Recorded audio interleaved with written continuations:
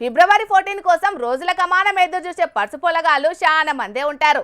Fathers day, mother's day, siblings day అని ఉన్నట్టే మా ప్రేమికుల కోసం ఉన్న రోజును కూడా మేము మస్తు గొప్పగా చేసుకుంటామని తీరు కథలు పడుతుంటారు. కానీ పొరుగు దేశాల సంస్కృతిని పక్కకు పెట్టి ఫిబ్రవరి 14 నాడు మాతృపితృ దివాస్ పేరు మీద గీ బల్లె ఏం చేసిండ్రో చూస్తే శబాష్ అంటారు పక్కా. చూస్తున్న రానులా ఈ పిల్లలంతా తల్లిదండ్రులకు పాద పూజ ఎట్లా చేస్తున్నారో.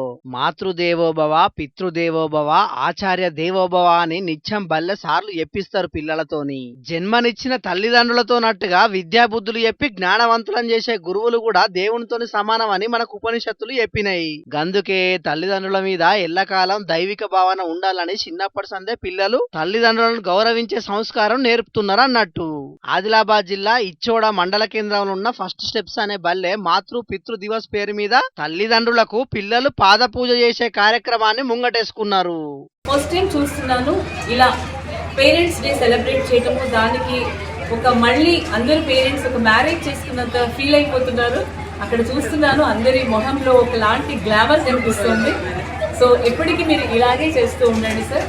అంటే స్కూల్లో మనము teachers day, children's day, national festivals చేస్తాము, ఓకే. బట్ పేరెంట్స్ డే చేయటం అనేది బహుశా మన ఈ తెలంగాణలో ఫస్ట్ టైం అనుకుంటే. ఈ ఇంతటి గొప్ప కార్యాన్ని ముంగటేసుకున్న గురువులను మస్తు తారీఫ్ చేస్తున్నారు పిల్లల తల్లిదండ్రులు.